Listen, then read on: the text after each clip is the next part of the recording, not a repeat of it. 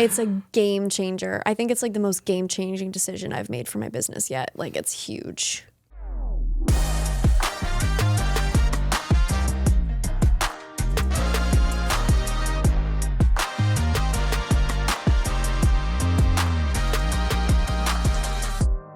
Welcome back to another episode of the Humble Hustle Podcast. We are your hosts, Nick and Kayla. Hello, hello. Today we're talking about kind of what we would... Hold on. What we do if we started over tomorrow. We literally just said it and I forgot it. What we do if we started over tomorrow. Yep. Started over, new business. So yeah, this is really to help people who are, entering the new year, wanting to do this full time, like just starting. We're going to tell you what we would do if we were you. Yeah. And hopefully, with our experience of mess ups, don't do what we did. So we'll tell you to do it the right way. Yes. Yeah. And I think, we were kind of, as we were talking about this episode, we both kind of agreed that there's both like a lot of stuff we would do differently, but also maybe not as much as the average person. Like me personally, I think coming from a background of like I was working for someone in a media company before, and I got to see a lot of the things that I did not want to do in my business. And, it was different.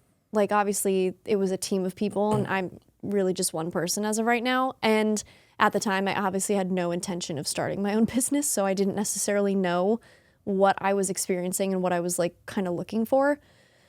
But I learned a lot of what not to do. And I think that's equally as valuable. And I think that ended up helping me in my business today more than I originally maybe realized. I guess stop me from saying things I shouldn't say, but don't get canceled here. But off the mic, we were talking earlier about like, some people just starting that like how potentially like naive they are and how it's like, were we really that naive? Mm-hmm. But we were saying, similar to what you just said, it's like we came from a kind of a unique background in the sense of, we saw things that, we weren't just thrown into it blindly. We actually had examples of, what should and shouldn't be done.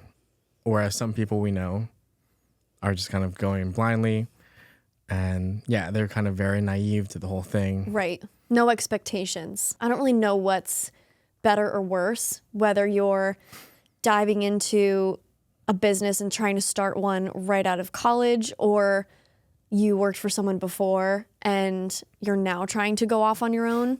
I think there's probably pros and cons to each, but I am kind of glad that I had the experience I did with my previous company because I got to see a lot of things. I was kind of brought into the quote unquote leadership team at that company and saw all of the kind of like a lot of the ins and outs, not all obviously, but saw a lot of the ins and outs of the back end of what it takes to run a creative business and a lot of the like downsides to it and also a lot of the shit show that goes on.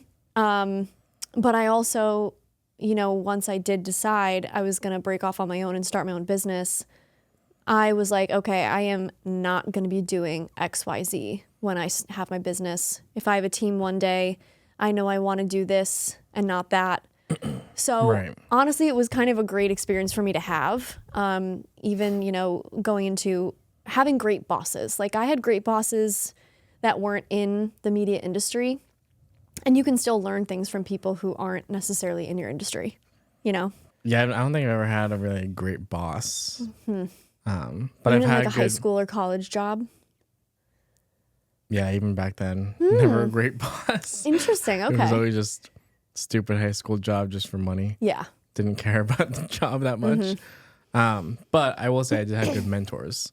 Okay. So like people like Sean and Alex who were like doing it before I did. So like that helped. That early transitional process, especially when I did decide to go on my own. Yeah, I was in a similar boat in the sense of I knew what I didn't want to do this time around. Yep. Like I knew what worked. I knew what clearly didn't work. So it's like, okay, I was essentially starting over, and I already knew what not to do. So I think I definitely got to like a certain level of success much faster than I did with that first company because I already knew what I was doing. Right. I had the experience and I had the skills technically too to just automatically just start making good content for people. Because earlier on, like just kids, like 20 years old, didn't know what I was doing, could barely use the camera. Right.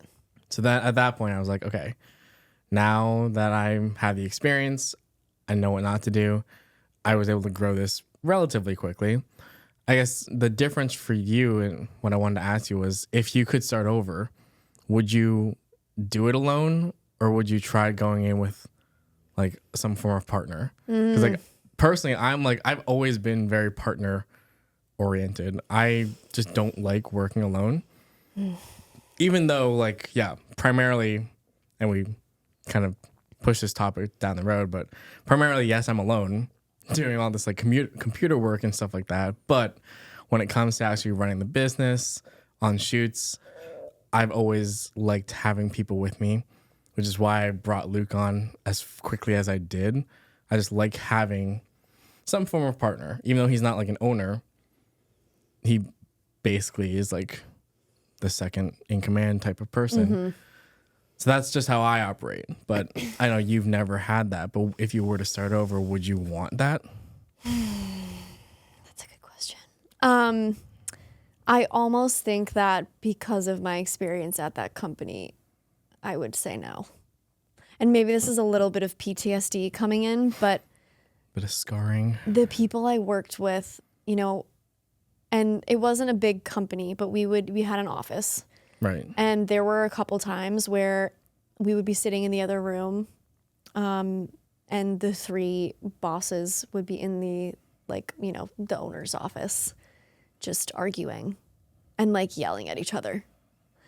And I know that that's obviously not the case for everyone, right? Like you can find someone who you work really well with, Right. but, you know, I had an opportunity to go work for another company like shortly after I started my business. It was like brand new, very fresh. I was approached by a company to kind of lead up their photography wing of their media company. And I decided to say no because I was like, I just need to see where this goes. And I'm really glad that I did that because I proved to myself that I could do it and that I didn't really need the support of anyone else, like financially or, I don't know, like operationally. But I think it's really hard to find someone that you vibe with that much. And I don't think I knew anyone who was available to kind of go on that journey with me. Because like Aiden worked for another company and like you were doing your thing. Like my friends who were in the creative industry were doing their own thing. And like all of us kind of want to do our own thing. That's another hard thing of this industry is we all want to own our own business, do our own freelance work.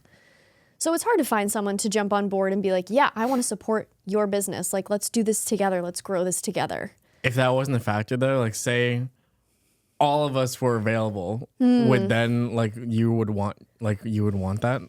Yeah, maybe. If like that wasn't a factor? Yeah, I think so. Yeah, because it does get lonely sometimes being by yourself. Like, I love that you have Luke that you can bounce things off of. But, you know, I also have you guys as my friends and my inner circle. And I'm always like texting you guys and like asking you your opinions on stuff. And we talk all the time. So yeah, like, update from like, I forget whatever episode ago. She actually did call me once. I did. I did call you. That's so true. That was a while ago. Yeah, that was when I was recording the ads. Yeah, yeah. I yeah. did answer. You did answer. That's so funny. Even though I was in the middle of filming, I still answered. You answered. I love that. No, it's true though. Like having people like you guys is it like if I didn't have you guys, I don't know if I would have like been able to keep going because I mean, yeah, you were literally, I think you were probably the first one I talked to. Yeah. When I remember that. this. We met in Lowell for coffee. Yeah. I remember that. Yeah. And oh, how times have changed since then.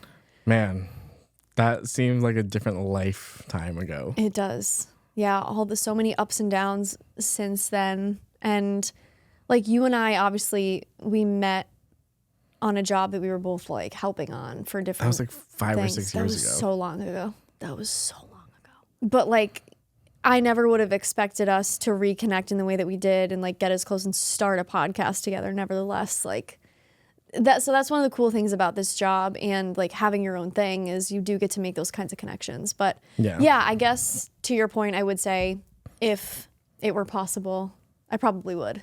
Yeah, I think so. Okay. Good to know.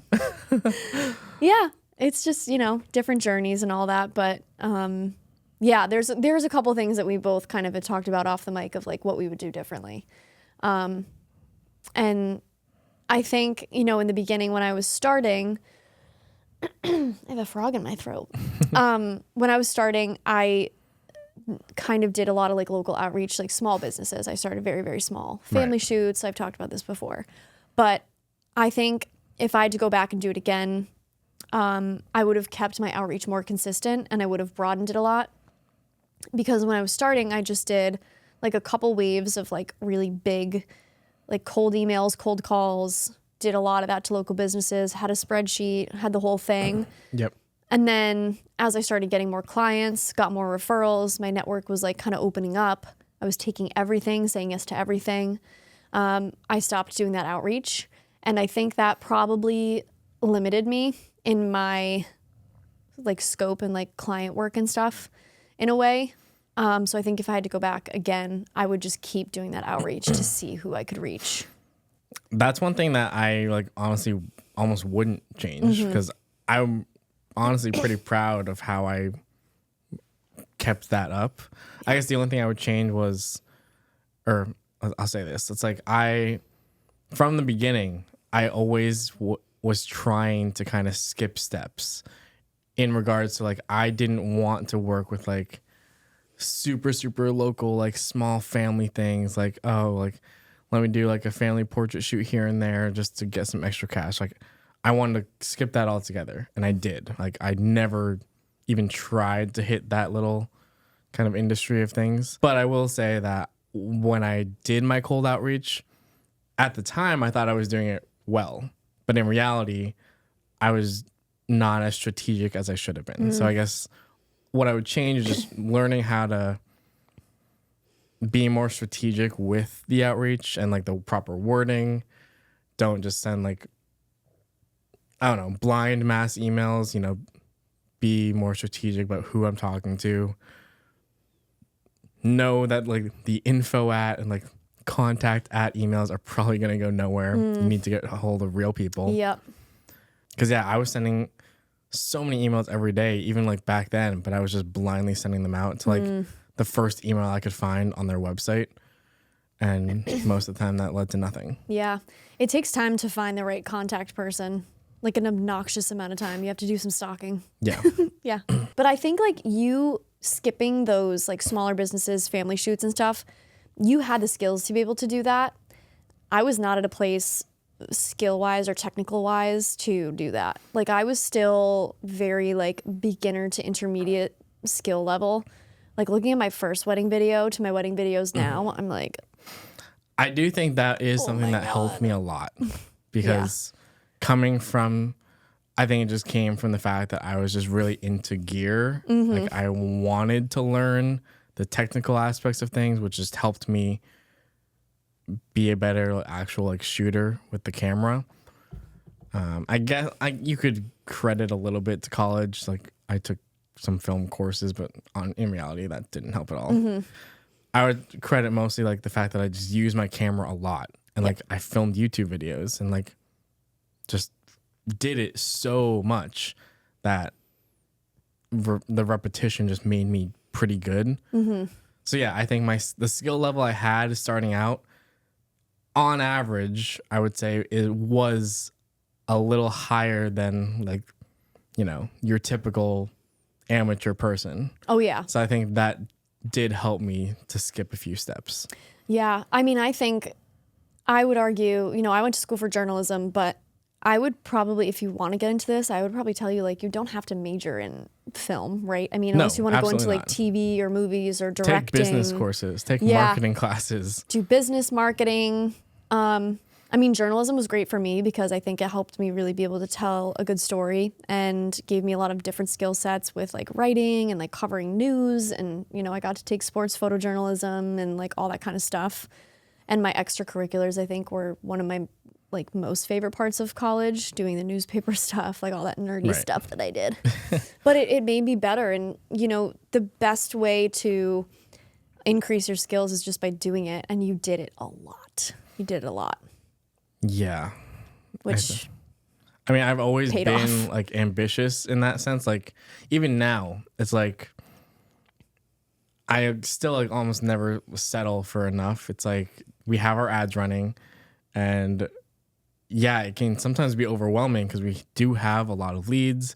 Things can get almost confusing. It's like we're talking to so many different people kind of all at the same time. Like even Luke admits like it can be confusing, like keeping track of all these people. And even he suggested maybe we should like dial it down a little so we don't get as many. And I'm like, I get it. Maybe he's right. We probably should. But I'm also in the like field of like, I want to keep it going. Like I would rather, maintain this flow of people because we might be overwhelmed right now. But as soon as we stop with like getting more leads in, we're going to have that like lull period again. And I would rather just have a continuous flow of people no matter what. Absolutely. Yeah. I completely get that. It is hard to think like that though. It is. It's really, you got to think ahead. It's like, Yep. I'm not worried about the present. I'm thinking about like 2 months from now. Yep. You're totally right. Because you never know when it's going to stop. Yeah. You never know. I haven't had many new leads, obviously, like we're around the holidays, but my only real work right now is kind of like my regular clients that I always work with.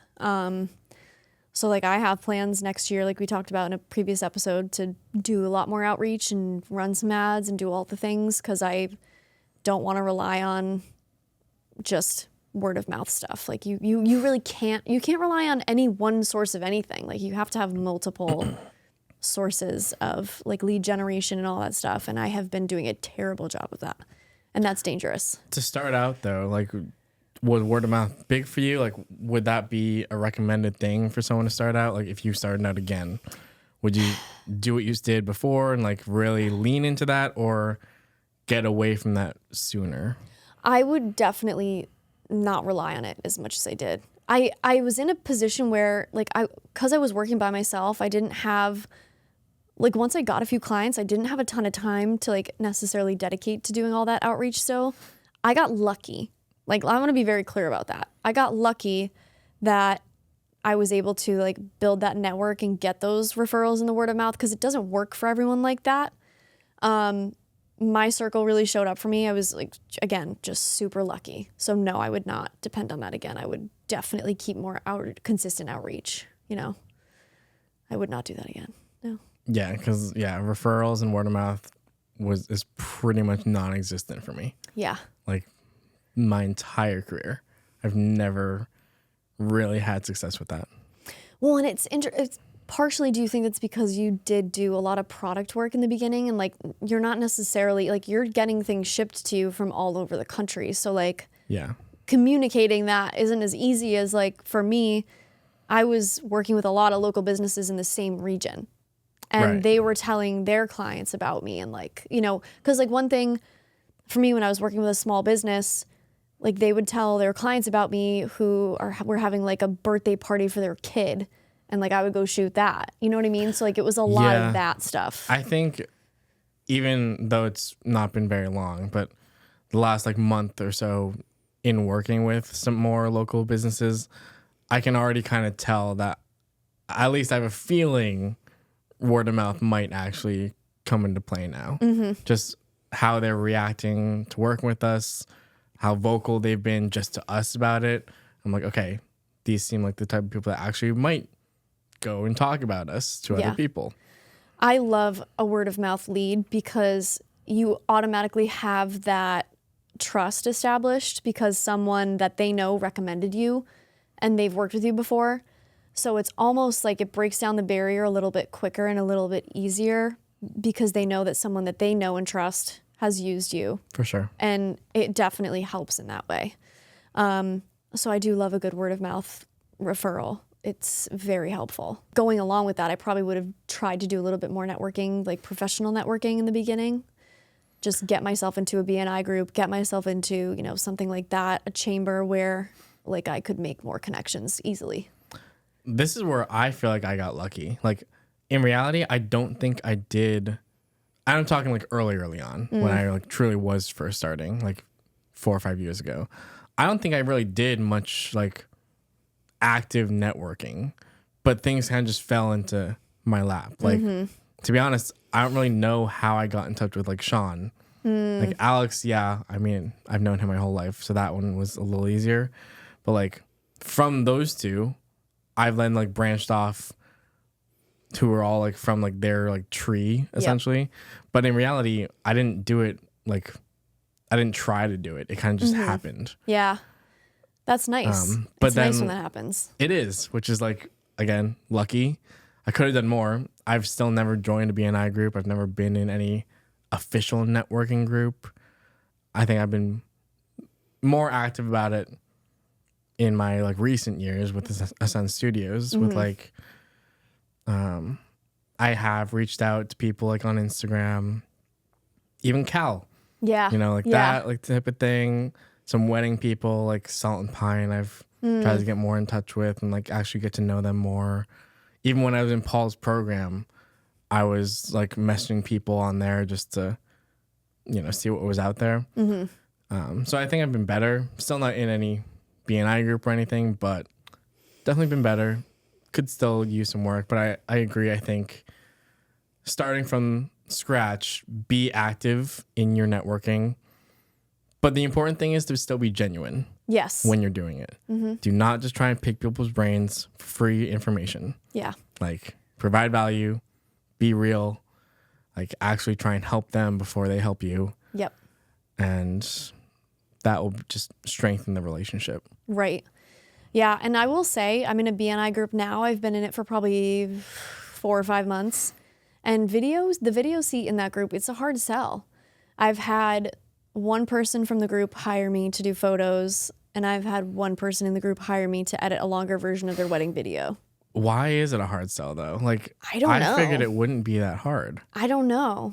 Because like the majority of most BNI groups, I'd say, are, you know, a lot of local and like service-based type of stuff that you could easily argue every business in that room needs media content in some way, shape, or form. Oh, they do. So it shouldn't be a hard sell, but for some reason it is. It is, yeah. And I'm lucky where right now there's only me in obviously it's one seat per like industry, but the photographer seat is open. So I that's can crazy to me that they allow a photographer and a videographer. Really? Yeah, I mean, yeah, they're different, but I mean, it's essentially the same thing. Well, and they're not actively trying to find a photographer. They used to, when I like first joined the group, they like put photographer in the presentation of like, we're looking for this XYZ, blah, blah, blah. And they've since taken it off. Like they're really like does that mean you can only take on video jobs in the group? I wouldn't, if they hired a videographer or added a videographer, or sorry, if they added a photographer to the group, I would not be able to advertise photo. So yeah, I wouldn't like that. I wouldn't either. I think I would probably ever do only a video project. It's always a combination. I would probably end up leaving if that were the case, I think. There's plenty of work to go around. There have been a couple of photo video people who visit the group, and like I actually have become friends with one of them. His name's Max. Like there's plenty of work to go around, but I think if you are in a networking group like that and you're constantly like kind of selling your business, that would be really tough to like compete that way. Yeah. Like that's a tough crossover to have. So hopefully, you know, maybe it just takes a lot more time. I've done, I think, 2 of the longer 10-minute presentations. So even though you're in it, and I mean, you have admitted that it's a little hard to sell, do you still recommend it at least, or is it? Yes, It's still I proven do. to be good I overall. do, simply because the group that I'm in, it's the BNI Elite Referral Group in Shrewsbury. The people in that group are so fun. Like I sat in on another group before that, did the whole interview process, ended up not joining because I just didn't get the right vibe. And then this opportunity came along like a month later for this other group to visit. And I was like, oh, this is what it's supposed to be. Yeah. You know, like BNI gets this reputation of being culty and weird and all that stuff, like very strict. But if you find the right chapter with the right group of people, it's awesome. Like I love the people in that group. It's super fun. It's a great vibe. So yeah, I would recommend it. Just make sure that you kind of like match the vibe that you're going in with, because, you know, I think I will end up doing really well in that group. I think it's just going to take a little bit more time. That's all. Yeah, I mean, I've heard good things from pretty much everyone who's been in them. Like, I know people who've done like virtual ones that are just like online. My only personal experience with BNI is I have gone to some, but as like a fill-in for A sub, yeah. yeah. Yep. But That's how I started. I've gone twice, I think. And you know, I did present and everything, and it was fine. But I agree, it just wasn't the right one, because it did feel, I wouldn't use the word culty, but it did feel very strict. Like I was like, yeah. I feel like I need to like follow these rules to the T, or else Exactly. like, they will get mad. Yeah. And that's not what you want. And I think the way that this particular chapter leads their group is the reason why it's so successful. There's like 34 of us. That's a huge chapter. Like that's That is pretty massive. And it's because of the vibe and like the atmosphere that they create. It's really fun. I think the age group of the one I was happened to be subbing in was also not great for me personally. Yep. I think probably the youngest person there was like That's what 50. happened to me for the first group. Yeah, it was just not the right fit. And sometimes it's not going to be. And that's okay. You need to know though, like trust your gut. I'm so glad I trusted my gut. Because if Yeah. I had said yes and joined that chapter, I would have ended up just like bailing. And I don't want to Right. bail on people. They also met on Wednesdays at noon. Stupid. That's horrible. Stupid. 7 a.m. wake up on Wednesdays isn't the most ideal, but I'd rather do that and have my whole day ahead of me than Exactly. Yeah. in the middle of the day. Middle of the day is awful. That's Crazy. so bad. Crazy work. Anyways. All right, but aside from that, I guess the other thing we talked about that we would do differently is just getting our like SOPs in place way sooner. Oh yeah.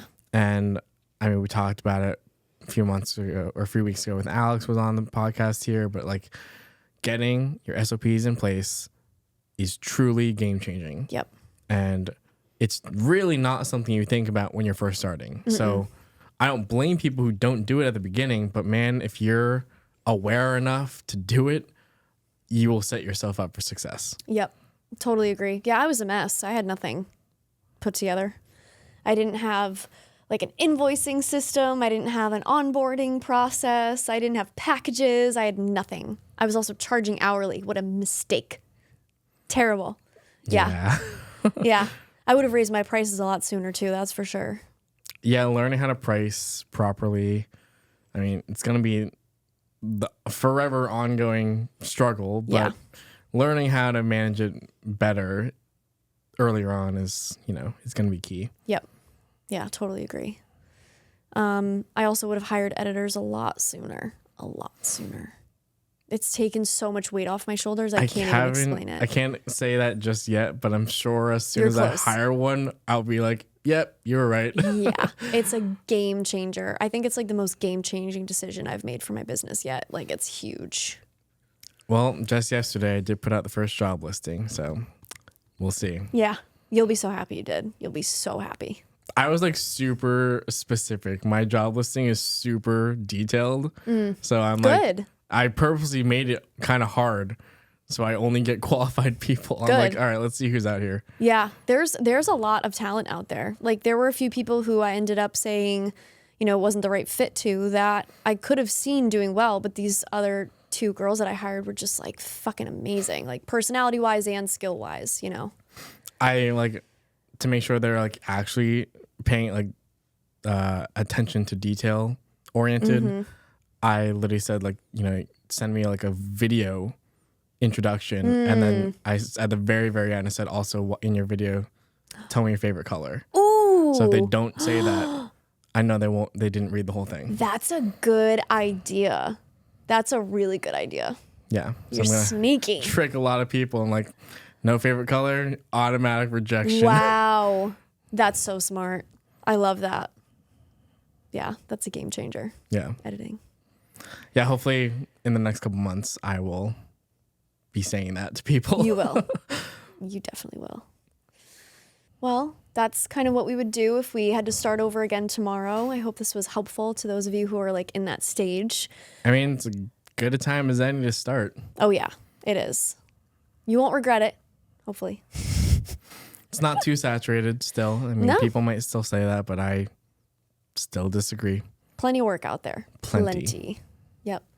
Well, thank you guys so much for watching. Please rate us 5 stars and subscribe and let us know what you want to see in the next one. And thanks for watching. Bye. Bye.